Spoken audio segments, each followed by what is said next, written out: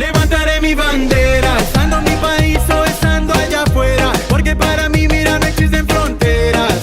Yo levantaré mi bandera, wow. Levantaré mi bandera, estando en mi país o estando allá afuera, porque para mí, mira, no existen fronteras. No, no, y es que hay mucho sentimiento, lo grito al viento, de ser latino nunca me arrepiento. Lo digo desde la Suiza, centroamericana, rebota en Colombia. Hi, everyone, and welcome to those joining us live on Facebook and or Riverside. You are watching Revolucion's Latina Entrepreneur Panel, part of Wafi Media's Hispanic Heritage Month 2022 virtual event presented by Celzo. I am your host, Rafael, a.k.a. the Latin Babbler. Wanted to first give a huge shout-out to that presenting sponsor, Celzo, the first hemp-infused beverage inspired by Mexican flavors and culture. It is an extreme privilege to be presented by a company that is woman, Latina, and queer-owned. Please support them. Go to celzodrink.com and purchase your drinks today. All right, let's get to it. We're going to bring in our amazing panelists. And before I even get to that, this is going to be long because all of these award-winning Latinas are over here. And, every single time I have to do these, I put people to sleep. So we're going to go with this. So here we go. Our very first guest is an award-winning entrepreneur, business mentor, public speaker, podcast host, community leader, who's been featured on Univision, Telemundo, named in Boston's Business Journal 40 Under 40, El Mundo Boston 30 Under 30. She's a co-founder of her own company, and she did that at like the age of 15, and has worked with C-suite executives in Boston and startup companies for 14 years now. Welcome to the show, Vanessa Farino. Thank you so much. See, we try to do these intros. Here we go. The next one. So the next one is a Latina that is redefining the standard for modern home buying. She is an award-winning real estate professional who has earned Lifestyle International Realty Top Producer of the Year 3 separate times. So passionate about her work that the results, and she's been deemed the deal maker, and that's what we know her as. The deal maker. Welcome, Natalie Rivero. Thank you for having me. That's great. All right. And our next panelist has over 6 years of experience in designing exceptional print, graphic, and digital designs in the marketing environment. She is the founder and CEO of Ruby Creative Co. that is helping clients, aspiring entrepreneurs, and or nonprofit organizations to achieve their marketing goals. Welcome, Ruby Herrera. Am I saying it right? Or should I be rolling my R's there? Yeah, but there's no H. There's Herrera. Herrera. There you go.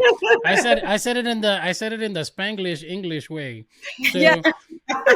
I was like Herrera, like if there was a J there. So I'm extremely honored to be sharing the platform with you amazing ladies today. And we're going to try and get, as much of your story as possible, talk about some entrepreneurship, maybe hopefully give some insight to people who are looking forward to starting their business or having some type of creative insight. But first, we want to get to know you. We're going to go round robin, and we first do the origin story. So we want to know, how you grew up. What was it like growing up in the Latino household? Vanessa, we're going to go ahead and start with you. Okay. So I grew up in Boston. I also lived in Bolivia when I was in my adolescent ages. But living in Boston, I was probably one of 2 Hispanic families in the entire city. So that was quite unique.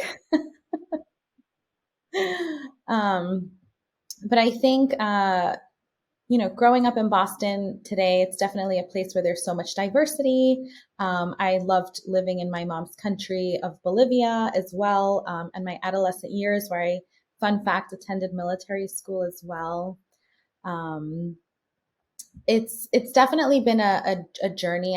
I started working in corporate, like as soon as I was 18 years old, working alongside of the right hand of CEOs in male dominated industries. And for the most part, as a Latina growing up, I've always been the only Latina in the room, the only woman, and also the youngest one, usually by 20 years. Wow. That's insane. Natalie, what about you? I'm totally the opposite. I grew up in Miami, so I've been surrounded by the Latin culture. My parents are Cuban. My parents are Cuban immigrants. And for me, I think the biggest thing was growing up from Cuban immigrants. They were very much about like go to college, because if you don't go to college and get a degree, you know, like you're not going to be anyone, you know, basically it was that mindset. There was never an entrepreneurial mindset, right? It was like you had to get a degree to be able to be successful. I mean, and I did get a degry that I'm not using, and I went the entrepreneurship route. She said, I'm not using. But that wasn't the actual journey that was set out for me growing up. You know, it was either you go this route or you're going to be a manager at McDonald's is the most you ever do. Not that that's a bad thing, but that's like the, you know, expectation of what your parents think. So, you know, my parents worked corporate America, normal 9 to 5, you know, very traditional household. And then here I come and throw a total curveball.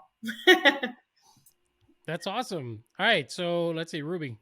I was born and raised in Chicago. So my family, my dad is from Mexico, but he came at such a young age, at like 6 years old, that he grew up in the Chicago culture and the house music and the, like, all of that. Like, so my dad became very, like, he was very Americanized when I was growing up, you know, and my mom is second generation Mexican American. So with my mom, although they had, you know, my family on my mom's side had come over, it's still, there was no kind of like idea of what are you supposed to do, except like we're going to figure it out in school, right? Like everything's like, you're going to figure it out in school. You're going to go to college, and that's how it's supposed to work, because that's what they told us. So my dad was not as super involved, but he was somewhat encouraging as a kid. Like, you need to go to college. So then when I finally said, I'm like, oh, I want to be an artist. I was 8 years old. And I'm like, I want to be an artist. And he's all like, no. You need to be like a nurse or like a doctor. I'm like, oh, I thought you didn't care what, as long as I went to college. And then he wasn't so supportive, because he obviously, I mean, at him being influenced by his parents, you know, Mexican, only speak Spanish, you know, there's like, oh no, you need to do something that's going to make money. Like that was it. That was the no questions asked. You need to do something and for them, it was accounting, finance, doctor, nurse, you know, and I told my dad, I'm like, no, I want to be an artist. And I'm going to be an artist. So I decided to just go with it. I didn't really know what an entrepreneur was when I was 13, and I discovered that I wanted to be a graphic designer. I mean, at 15 in high school, I'm very blessed and fortunate to have known exactly what I wanted to do with the rest of my life. I did go ahead and get my degree, in which I'm using it in my entrepreneur career and my business. And I love that, because I feel like now my dad's like, oh, you know, my younger siblings, like, I believe you. Whatever your little sister wants to do, I believe it because you did it. So I believe you now. So I believe her. And I think that's beautiful to see that the next generation is a lot different. What got you into like graphic design? Because that's one of the areas that I'm kind of like really fond of. I do web design and graphic design. What kind of triggered you to going into that specific field? You know, when you go to like Walmart and Target, and then like you get those little bracelet things or the little clay things, I think I took that too seriously. And then I'm like, I want to be an artist. And I guess at my age, I felt like computers, dial up, you know, the whole like my computer was connected to, like, you know, the wire was connected to the wall and all of that stuff. And I felt like I really enjoyed doing art, and I had a pretty rough childhood. And for me, art became my escape, my way of feeling good about myself. And I incorporated that with computers, which at the time I didn't even know that was a real thing. And so I started doing research, and people were like, you're really good at this. And I guess with that encouragement, I decided, I'm like, you know what? This is something that I can help in my community, in the Latino community. This is something that's not very common. And this is something that maybe I can use my skills to help other people. Very cool. Natalie, what about you? Real estate. So for me, you know, I worked for attorneys for 8 years. For me, I was supposed to be an attorney. And after working for them for a little while, I hated it. And I'm not admin. Like, I don't like admin work whatsoever. Now I even have an assistant who does my admin work. But I came to know this because I had a problem at every job that I had doing this job. I was good at it. Did I like it? No. So after a little while at this job, my work started deteriorating because I got bored. right? So now I started realizing like, I like talking to people. I like handling people. Like, I don't want to be chained to a desk forever. So someone came into my life who was in the mortgage industry. And this person told me, like, you're so good at, socializing and networking and talking to people and, empathizing with people. Like, why don't you get your license? I was like, I'm not a salesperson. Like, I don't do sales. Like, I don't even like the people in the kiosks that chase you down to like do your eyebrows. Like, no. Like, I was like, the first time someone tells me no, I'm going to be like, yeah, okay, that's fine. So I had to change the mindset of seeing it as a salesperson versus like you're guiding them through a journey, right? You're providing a service that they need, right? So the mindset had to change. And once I started seeing it from that side, it was an automatic switch. Like, I got my license for the sole purpose of like, oh, I have credit card debt and I have student loans. I'll close 1 or 2 deals a year and I'll pay that off. After I closed my first deal, I walked into work and I was like, guys, I'm out. Like, I've never seen a $10,000 check before. Like, let's be real. Like, I was 29. And at that point, I had a $10,000 check in my hand. And I'm like, I'm done. I'm out. Bye. And after that, it was all history, like done. I was sold. Could you have been an attorney? Like, would you have argued a way to win? I argue about everything. So yes, I could have. Because that's what everybody thought I should have been. They also thought I should have been it because I talk too damn much. So I could have been, but I saw so much like awful stuff while I worked for them that I got so disgusted by the industry, by that system, job, that I was like, no, that makes sense. Yeah. All right, Vanessa, you're gonna have to explain to me the services that you provide to these companies. First of all, what is C-suite? C-suite is anybody who has a C-level title within companies. So those are CEOs, chief executive officers, chief financial officers, chief operating officers, chief marketing officers, like the creme de la creme, the ones in the top. So what is it that you were providing? Because I know you're working with small businesses and startups. Yeah. So what are the services that you're providing? So if we go way back, I can totally relate with Natalie because I used to work at a law office because I was supposed to be a lawyer too, because I was always getting in trouble, asking the questions, pero por qué, pero why, quiero saber, que entiendo, que dime más. And Vanessa was always in trouble. And I was like, okay, before I really commit to this really big investment, let me go work there and like feel it out. Yeah. And I was promoted within 6 months from like receptionist to admin assistant to legal assistant. I spoke 3 languages and I was like in. Then I was getting sent to court, et cetera, et cetera, et cetera. And I realized I had like just my zone of genius. It's like I'm a really fast learner. I read people, I know what they want, and I go straight to that. Hence why I've been working with C-suite people, being able to understand what they need, what they want before anything else. So I thought, let me translate my career of 14 years working with these C-suite people. I mean, and take those skill sets from acquisitions and fundraising and board relations, people in hiring, sales and marketing, et cetera, startup, right? And then let's bring these frameworks and strategies to women-owned businesses, because while this information is not rocket science, it kind of is, because you really can't Google it. Yeah. And I had this moment of reflection when a couple of years ago, Elon Musk had a tweet that said, instead of baby showers, let's do business showers for our friends when they have businesses. And I was heard about that. Yeah. Right. It's like, let's bring resources to them. I thought to myself, how is it possible that all of these companies sit on this gold mine information in these small businesses, pop shops, whatever that might be?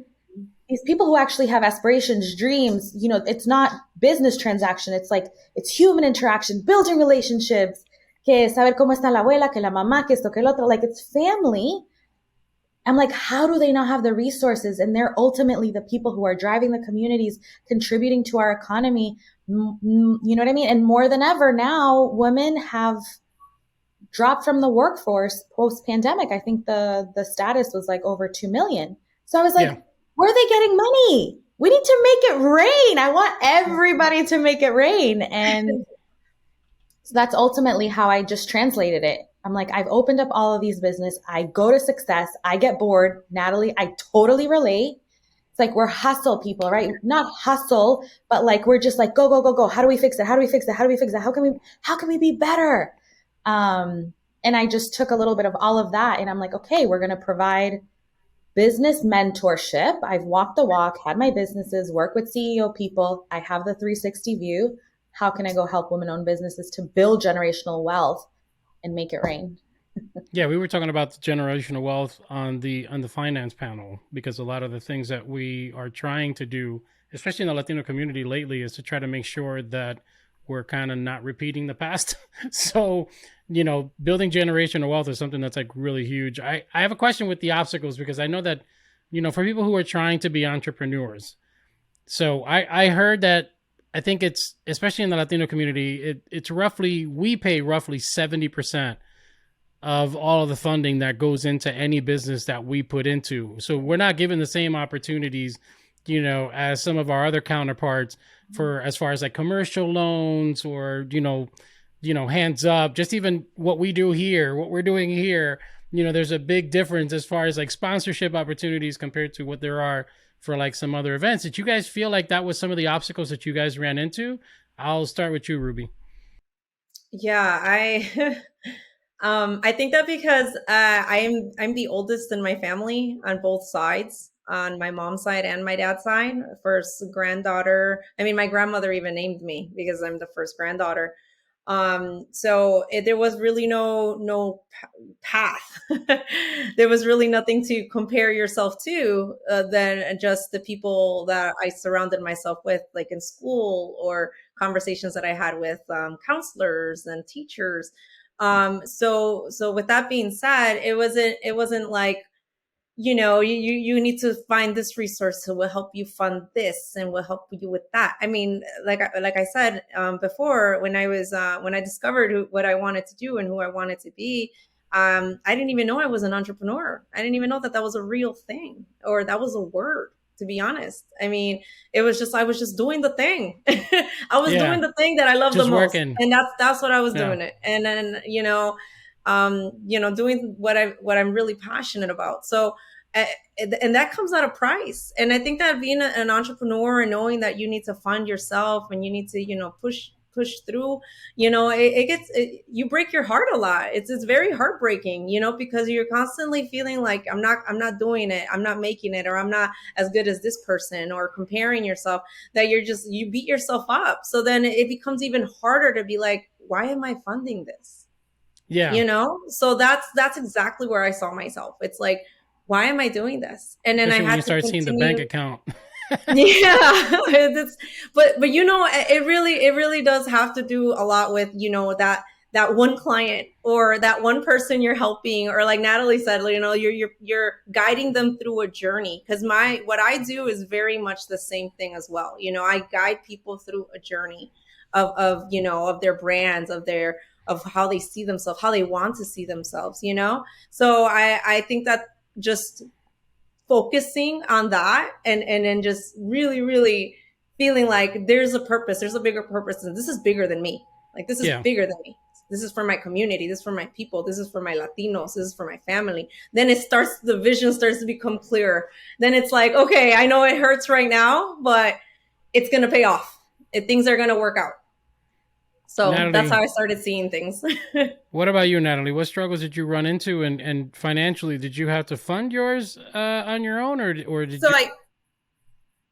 So I think that for me, it might be a little bit different, only because the moment in my life where I decided to take the leap was the ideal moment in my life. So law school for me was a little bit far-fetched, because law school for me was, my parents couldn't afford it.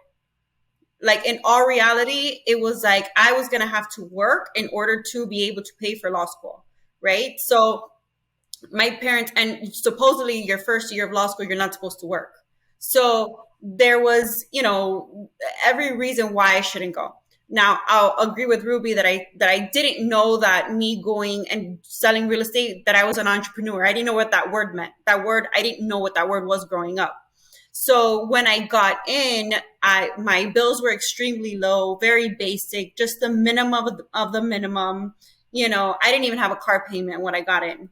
So when I got in was the perfect time to start,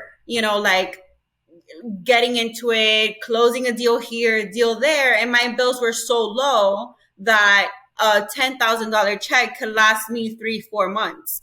So I told myself, like, if I budget myself correctly, and I don't close another deal for 2-3 months, okay, I'm okay. But if in 2 or 3 months it hasn't happened, at least I have enough experience to go back into the work field.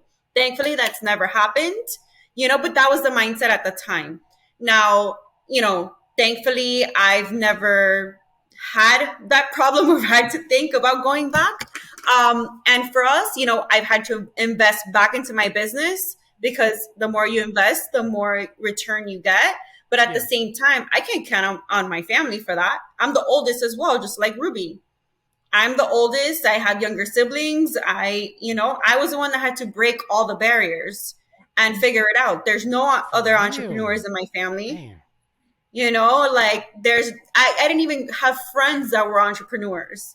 So like for me, it was like this, figuring it out and going along. Yeah, you're the one. You're the one that's walking around with the flashlight trying to go through the tunnel. And make mistakes and keep on going. So that's kind of how it was. Vanessa, you've been doing this since 15. Yes. Like, what the hell? I'm just gonna say it like that. Like, what? Yeah, I know. 15. I was 15. Odd teenager. I hated school. I was dyslexic and I didn't know until my early 20s. Hello. But in school, I was like, I just want to work. I just want to work, because I felt like learning and practice was easier for me. So, but who knew? Let's not test this one and let's just whatever. And what I realized is that in my 4 years of high school, I was that oddball who was not leaving for work study. I was taking 4 years of accounting, 4 years of consumer economics, business organization management, computer classes, because all that stuff was like fun for me, like super fun. I was just trying to figure out how things work, why, how to make it faster, I don't know. I'm just curious. I'm creative. I've always put my head first, sign me up to the unknown, because I'm going to figure it out how to do it faster and how to do it better. And it's just been like that. So at 15, we had the opportunity with my mom to start a retail boutique, and we had it for 4 years, and it was really successful. We moved locations 3 times due to the demand, not enough space for inventory, parking spots, clients. We started with a women's collection, then we went into a men's collection. It was pretty freaking awesome, because then I was also implementing my classes to the business, and I was learning firsthand, like classroom, the boutique, classroom, the boutique. Marketing pre-social media. That was actually, I was talking about that at the radio station yesterday. I was being interviewed, and I was like, do you guys remember social media, like marketing before social media? La radio, the newspapers, the events, the ads, like you had to get creative. And that's something that I thought was really cool. And I don't know, I'm really excited I was able to experience that, both sides of marketing when it comes to that. Very cool. A question is from like each of you guys. What is like some of the biggest misconceptions for each of your fields? Natalie, you're in real estate, so I'm going to start with you. What is some of the biggest misconceptions for somebody who's going into that field? That it's easy. So the biggest misconception is that it's easy. Yeah. Right? I love people who tell me that they're going to get their license to make quick and easy money. That's my favorite thing to hear. Quick and easy money. And easy money. There is nothing quick in real estate. Okay? Like whatever you do today, you do not reap the benefit of for at least 60 to 90 days, if not more. So where is the quick in that?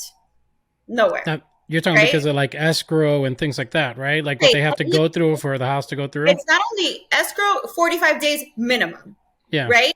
And like getting the client, nurturing the client, taking the client to see properties, getting the property, getting the client under contract. All of that takes time. Some clients are not even warm clients. You have to like follow up and nurture them and build the relationship with them. So there is nothing quick and easy. There is nothing but rejection, rejection, rejection, rejection in real estate. So if you don't have thick skin, it's not the place for you. Like I tell myself, the more no's I get, the faster I'm going to get to a yes. So give me all the no's, bring them on, because that means I'm closer and closer to my yes. So I don't know. What about you, Vanessa? What about you? I think the biggest misconception is that you live, well, I feel like I'm just going to call it how it is. There's a lot of business coaches out there that are making it seem like they're these influencers traveling jets doing all this BS. But in reality, what they're not realizing is that you're dealing with humans and you're dealing with small businesses or whatever that means, right? Like just whatever type of client that you have. And there's the big of a 6-7 figures, kumbaya, feel the energy, meditate, journal, it's like buy some crystals. It's like, you gotta put the fucking work. Sorry. If that's okay. No matter what industry you're in, and there's a lot of people that are like, oh, well, that seems great. You deal with people. And then, wow, these, you see all these coaches talking about like these $1 million, Yeah. That's the biggest, the biggest thing. Go check their program. How many times do you actually get to talk to them? You know what I mean? So yeah. I think the biggest thing that I was resistant to enter this industry was because of that, because I'm a very human person and I love creating experiences. And then I was like, wait a minute. I'm here to freaking disrupt this industry because I am human. We're going to talk to people from diverse backgrounds and perspectives, because right now we seem to only have a certain few people who are represented in this industry. No hay Latinas. You don't find Latinas. It's, you ask them, what's a business coach? What's a business mentor? What is that? Yep. It's your fairy godmother to make you a lot of money. I love it. I think I'm gonna go into that field now, just because it's so undersaturated. That's gonna be me. It's just gonna be like Grandma Babbler, just walking around with a dress. Ruby, what about you? Oh my gosh. I mean, as a designer, I feel like you could do it really quick, right? Like, especially like a logo or something. They'd be like, oh, you can just, I need it by tomorrow. You got it. And it's like, I mean, I put, it's 6, like I have 6 years of experience, but I mean, as far as like, I'm talking about my like my degree possibly, that's as far as I go back to just say, like I got the credentials, I guess, to show that I'm professional, blah, blah, blah. But I've been doing this since I was like 13, 15 as well. I mean, in high school, I made it, this was serious for me. I really was going to become an artist one way or another. I would speak to the coaches, the teachers. Can I make a flyer for you? Are you guys promoting the track team? Can I create the flyer? The senior class. I was very involved in high school. I think that in high school is when I really like created that. I started to create that image for myself, where it was like, okay, like she's the real deal. Like she's creating like homecoming posters for the runner-ups, like I really wanted to put myself out there. I really wanted to be a designer for whatever reason, and that whole like, oh yeah, you could do it really quick. Just because I could do it really quickly doesn't mean that I'm going to charge you any less. That's that's exactly it. If this was a $50 logo, then that's why, not that I have anything against Canva, because I have my clients use Canva. I work with it, I'm not afraid of it. Yeah. But you go download a Canva logo then, because what I do is taken a lot of years to master. I mean, I have seen, when we do the one-on-one and I show them, the concepts and we go over some of the changes, little bitty changes here and there, and I do them quickly. It's because it's taking years to master something like that. and I've mastered it really well. So I guess that's the biggest thing about a graphic designer, right? It's kind of like, oh, you can do it. I just a flyer. Oh, I need it by tonight. It's 5:00 in the afternoon. What is tonight to you? Like, I had the same issue. That's one of the biggest things, especially in web design and things like that. Oh my goodness, I can't tell you how many times. 3-4 month minimum for a website.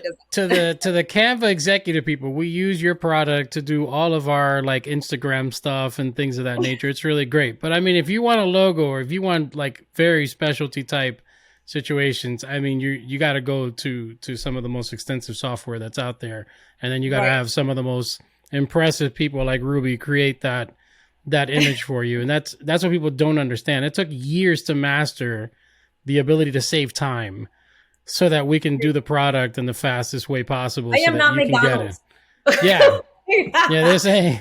I am not McDonald's. Okay, I know everyone wants everything quick and easy, drive-through. Like, I'm not a drive-through. Let me tell you.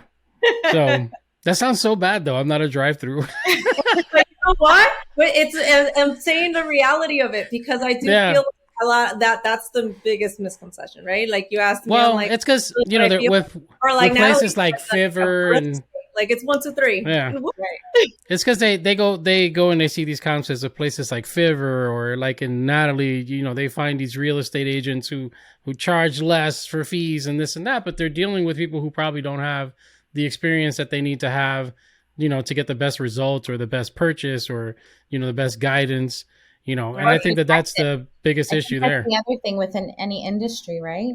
Yeah. To make sure you're protected, you got to protect your clients. People that came in while the market was booming, realtors that came in when the market was booming, the last 2 years was crazy. 2020, 2021 was insane. Right? So all these people saw realtors making crazy money, and that it sort of came easy because there was such a high demand. They were like, this is cake.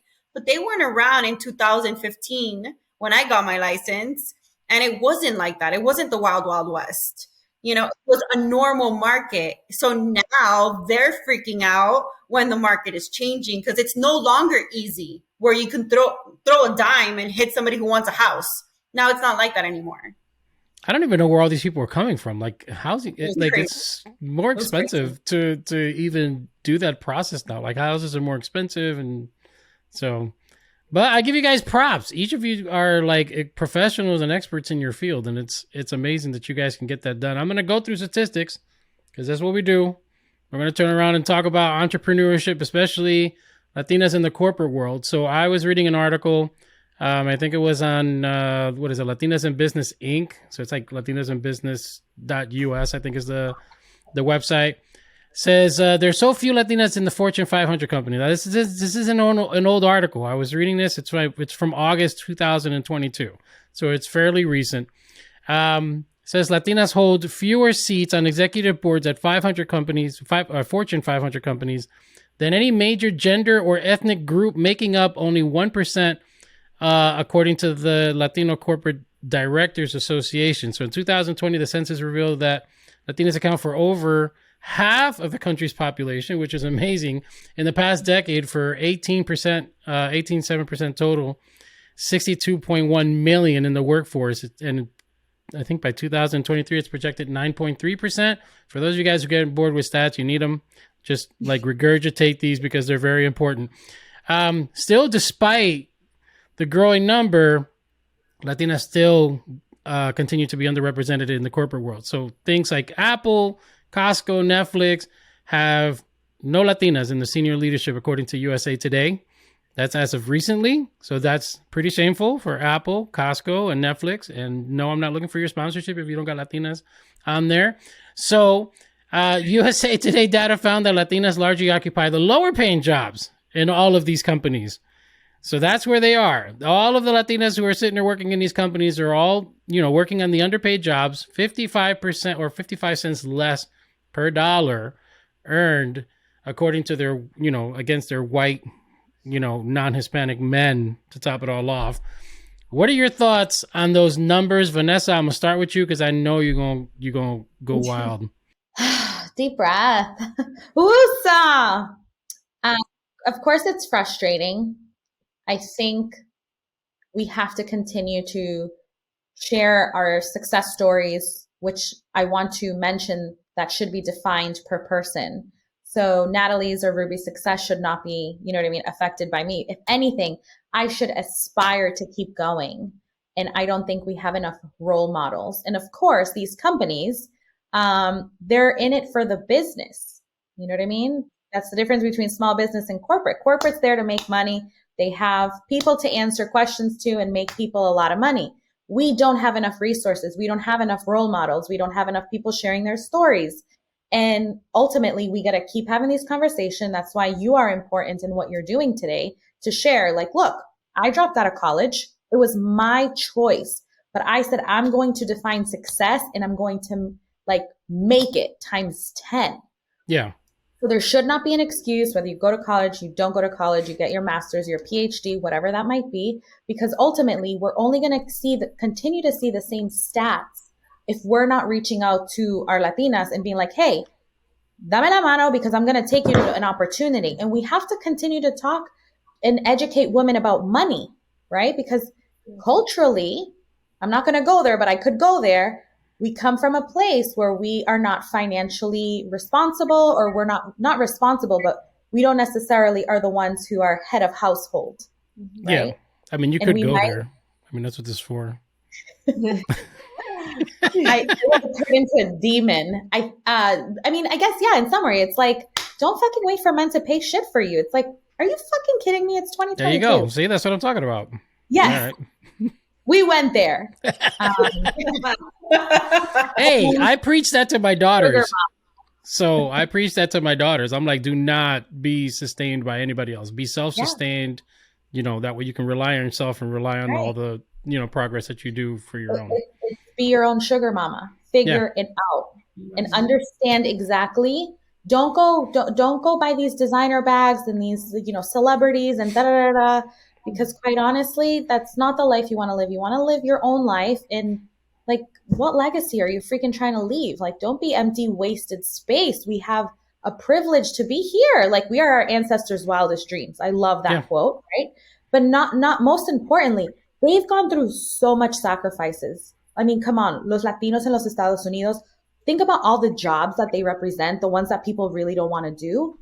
Think about all the sacrifices that they've done, and we have privilege today to honor that. And we can be creative. We can decide what career we want. You know, so it's important. Like, don't waste the opportunity. Natalie? So I'm going to piggyback on Vanessa. So it goes back to what I was saying earlier too. I think that the role model is important, right? So me and my upbringing, the entrepreneurial, like there's only one route. You have to go to school. You have to go to school. Not everyone's cut out for school. Okay, let's be real. Not everyone wants to study. Not everyone enjoys that. But there's brilliant people brilliant women, brilliant Latina women that don't want to be in school, but would be great entrepreneurs. But that's not taught to them. They don't know that that's an option. I didn't know that was an option. I didn't know anything about it. It took someone walking into my life for them to open my eyes to that option, you know? And I think that, again, repeating what she said, what you're doing is amazing because this is bringing awareness to that opportunity. There is that opportunity. There is that option for other women to follow in these footsteps. Ruby. I think for the what you were saying about all these, you started throwing all these numbers at us, and I'm gonna be honest, I was like, this is a little overwhelming for me right now.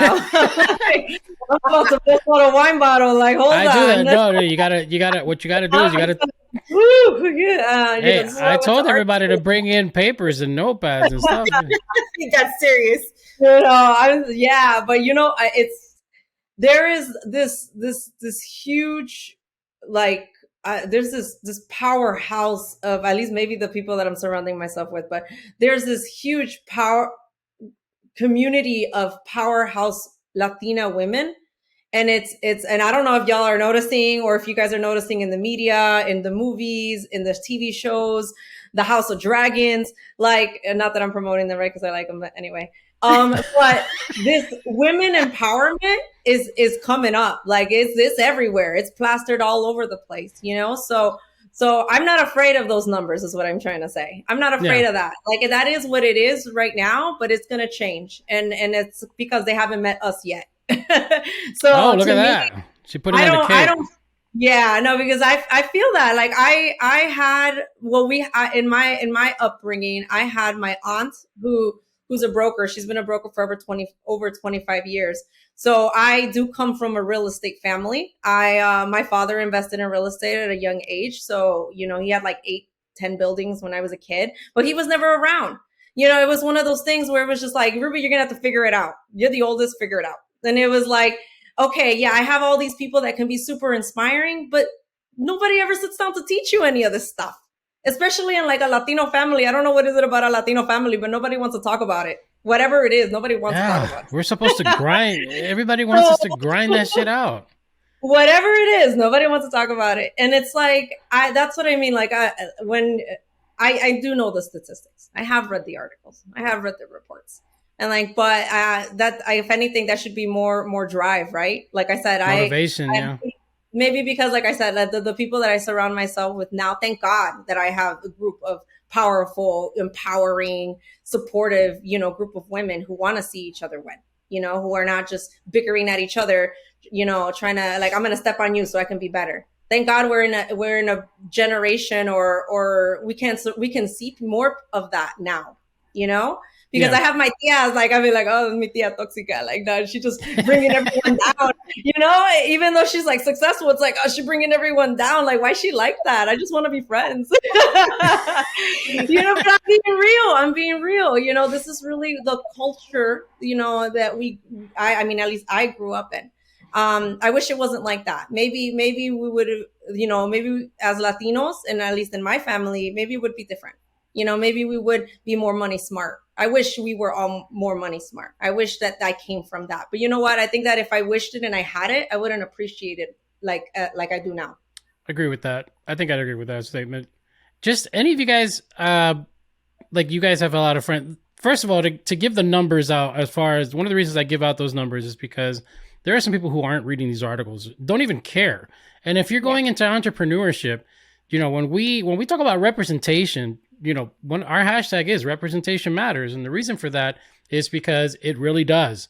And if we're not occupying those seats, then we're never going to have the ability to change things in the future. You know, whether it's in our communities or whether it's in business, not having a seat at Apple or Costco or Netflix is egregious, because in no way, shape, or form will Netflix, Apple, or Costco understand what it is to have somebody from our culture embedded in their culture.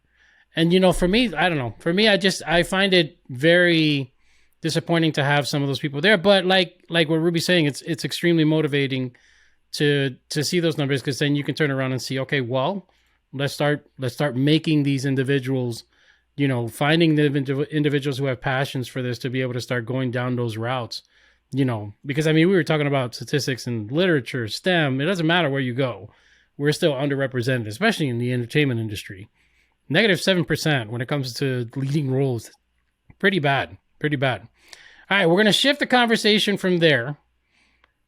That way we don't, you know, make people all like, oh, bunch of bitter old people over there. No, I'm just kidding.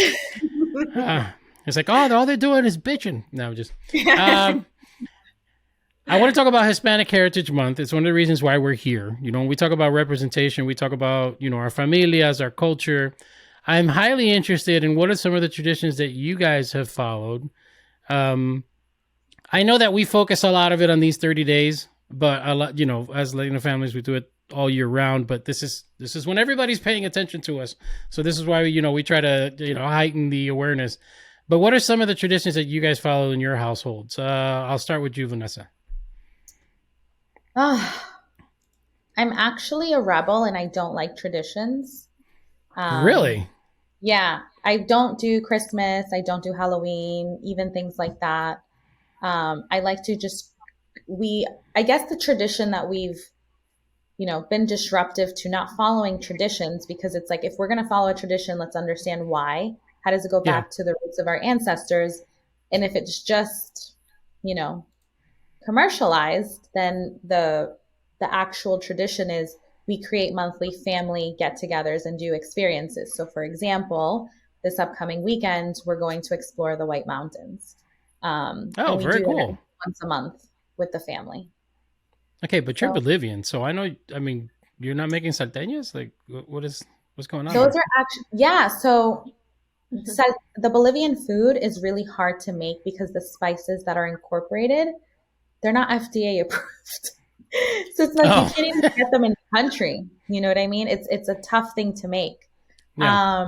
Like la comida boliviana is very, very like it's not like, hey, let's go to the market and like you can try, but it tastes weird and you need a lot of the spices.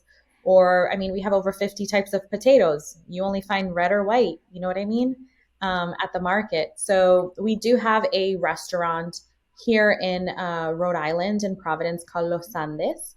So we definitely go do and support them at least quarterly. We were actually just there a couple weeks ago. It's a Peruvian Bolivian infusion. That's a good name for a restaurant, by the way. Los Andes. Yeah, and Wow. they've got. It's been beautiful to see how they've grown their business. It was a little like maybe 6-8 tables. They've taken the block now. They've bought Wow. the buildings, and now they culturally show. You know, it's not just the cuisine aspect of it. It's like they culturally show our culture, which I'm very grateful for. And you have people like the Patriots players going to eat there, or celebrities like that. So it's really great that they're also being exposed to a third world country, because when I tell people, oh, I'm from Bolivia, and they're like, oh, cool, that's in Africa, right? Nobody ever knows where it is. And I'm like, wow. You are Yeah, I definitely know. an underrepresented country. I know that because my kids are part Bolivian, and never. I think we're one of the very few media companies that actually post Bolivian stuff I know, when it that's why actually when you comes saw around. me, I was like, who are you? Who are you? Who sent you? We had the Independence Day. We've had a whole ass episode about it. We've shared the food. I mean, it's amazing. So yeah, but definitely an underrepresented country. So we have to do more because it's a very beautiful country. Thank you. Ruby, what about you? What are you doing traditionally? Some of the cultural traditions that you guys are sharing in your family. I think that since I was born and raised in Chicago, and then I moved to Boston for a year. Yeah, I lived in Boston for a year, all of last year. And then now I live in Texas. So it's been a little bit of like, I'm all over the place. Like, how am I going to have all these traditions, right? I feel that because my family was, after my, abuelita passed about, 12 years ago, it was very difficult for my family to come together again and really share these. Why is that? That is so true. It's that one person that gets everyone together, and then once they're gone, it's kind of like, oh, my brother doesn't even come around anymore. That's what I hear in my family nowadays. Yeah. Even now, even currently. So, I guess you can say that I'm since moving to Texas, it's only a couple of the cousins. We are 20 first cousins, and I'm the first cousin. So it's always been like me, like let's stick everyone together, and me always trying to get everyone together, right? Because I'm still trying to continue that, that my grandmother raised me. So I saw that with her, and I saw the unity that I grew up with, and then now I don't have it. I'm like, well, I'm a creator. I'm just going to create it then. Yeah, so right. I do that with my cousins here in Texas. And luckily, they're all very lovey and huggy. And, oh, I haven't seen you in forever. You saw me yesterday. Like, and it's beautiful. And it's beautiful because I feel like they have opened their hearts to wanting to do things together. So I guess you can say we are in the works of creating our own traditions. That's good. Within cousins, and as a matter of fact, today my aunt's just got it's her first luxury home that she remodeled. She does flipping now, and we went to support her at her open house. So as like all my cousins, we all got packed in my car and we all went to the open house to go support her. So I think that's to me, I guess the tradition is to stick together in whatever we do. We've gone to paint and sip. We go to the movies and we get like 7-8 tickets and everybody goes, like that is our tradition, sticking together. Very cool. Don't let Natalie know about that house, by the way. It'll 950,000 euro. You want to come do an open house? Come through. The SUV and drive all the way to Texas. Natalie, she's like, my aunt is flipping houses. Natalie was like doing fly hands. Like, tick, tick, tick, tick, tick, tick, Yeah, radar. she's ready to sell it. Do an open house. I mean, I did the advertising, marketing, and the flyer and all that stuff. It was beautiful. It was a beautiful event, though. Really. That was very cool. Natalie, you're in Cuban country. I am in Cuban country, so it's not that difficult over here to like live a fully Hispanic life all the time. I think sometimes there's some days that I speak more Spanish than English. But with all of that being said, like, although we are in that and I live that every day, at least in my business, I've made it a point where like one year I did a full on photo shoot, like wearing Latina shirt and a Cuban bread shirt. And it was like, said Cuban bread without the A, Cuban obviously bread. not the bun, but it was the colors of the Cuban bread packaging. Right. Oh, okay. So like, Okay. you know, I know what you mean. That's right. funny. So, and I did it in Little Havana. So if you ever heard of Miami and know the Little Havana area, it's predominantly Cuban. Yeah. So I did a full on lifestyle photo shoot in Little Havana wearing, all that stuff and like by the I Love You Miami sign and all of that. I did another year. I did a video of like why you should move to Miami. And I did all these things in Hispanic Heritage Month. Why right? you shouldn't or should? Why you should. So like the culture, the people, and it was again in Little Havana, right? So I even danced salsa with un viejito. Okay, in one of the places. That's it right there. That makes her completely Latina when you can dance salsa with a little viejito. Right. In the video, I'm taking like sips of Cuban coffee and all this. I think another year there was the same girl who's a small business owner that I got the Cuban bread shirt from. I interviewed her because she opened a shop in Little Havana. Like before she was solely online and then she opened the shop. So now she's a Latina small business owner in Little Havana. So I interviewed her for Hispanic Heritage Month. So it's been little things that I haven't done anything this year. So I'm kind of slacking. Yes, you did. You just did this. Well, I did this. Yes. So, but like, every year I try to do something. Yeah. And this is my contribution to that whole mess. I'm just kidding. Yes. I'm not like Coles, who's putting out little Latino books to sell just because it's Hispanic Heritage Month. Yes, I know all these corporate companies that put out their little stand because, it's Hispanic Heritage Month. We're going to put SOCKS on the side over there for little Carlitos can run book for them to try to, make a profit on there. But, those are pretty awesome because I have we obviously we support Latino businesses. So we'll go and eat restaurants. Like we just did it with an entrepreneur. She's literally paying for college by making iced coffee in Orange County. And her interview will actually be going up towards the end of the HHM season. And so we do things like that. And then obviously my daughter actually makes salteñas, believe it or not, Vanessa.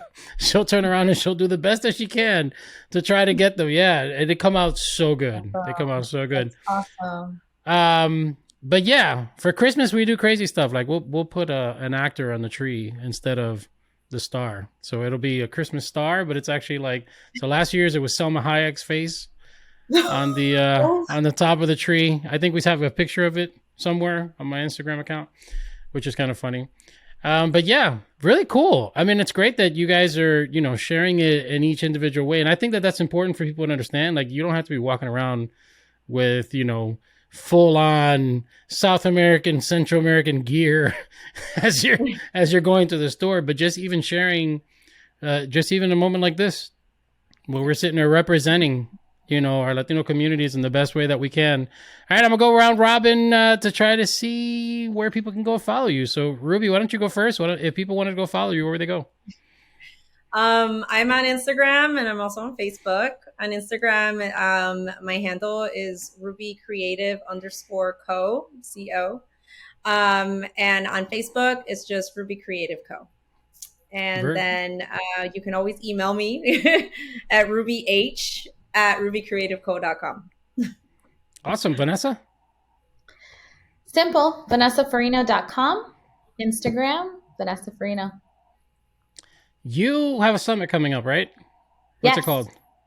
Go ahead and tell them a little bit about that. Women in Business. It's on November 12th in Boston, Massachusetts. All right. So people who are wanting to go to Boston, you know, it's not cold yet, right? Like it's not freezing. It got really cold. You squinted. No, can't. I love the cold weather. I'm obsessed with all the seasons, but these last 4 days hurt. Is it that cold? It's just been like the shift has been like really dramatic, and I think just so it was like 85 to 40. Feel this in a couple of weeks. Yeah. Chicago's the same, actually. Chicago. That's why I didn't Chicago. Look, before we even get to Natalie. Yeah, I don't even want to talk about. I don't even want to talk about. So I don't know. Yeah.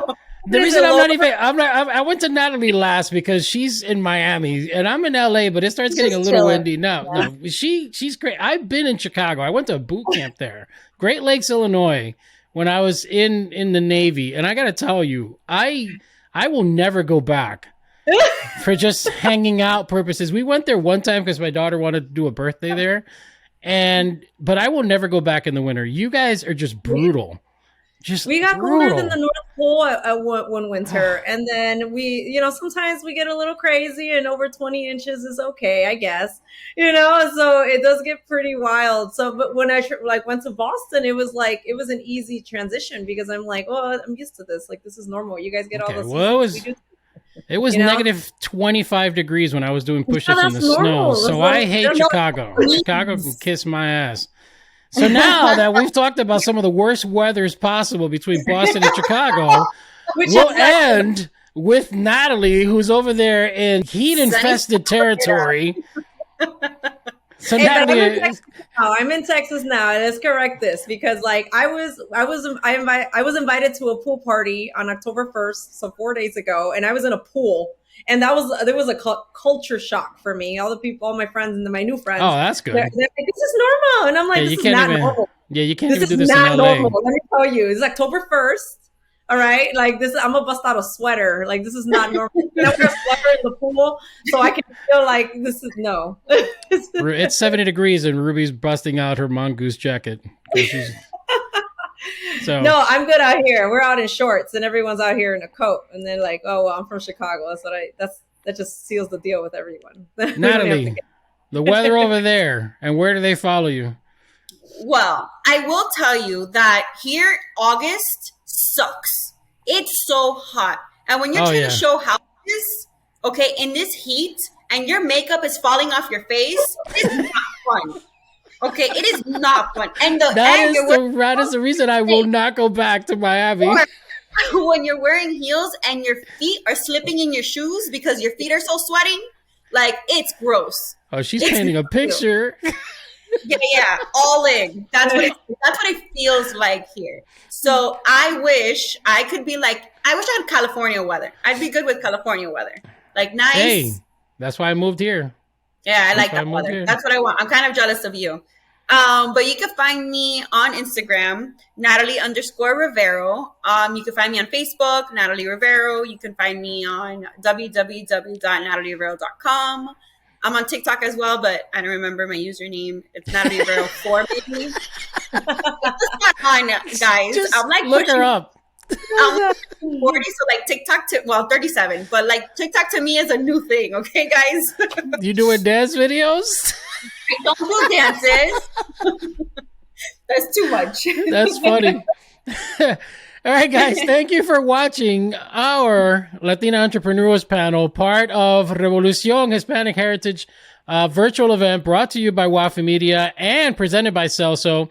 Make sure that you support them, www.celzodrink.com. Be sure to follow us on all social media platforms at Todo Wafi and continue to be a part of the 30-day celebration of representation. You can catch the entire schedule at www.todowafi.com. I am Rafael. That is Vanessa. That is Natalie. That is Ruby. And we are out. Desde Nicaragua hasta Costa Rica, con esta canción todo mundo se identifica.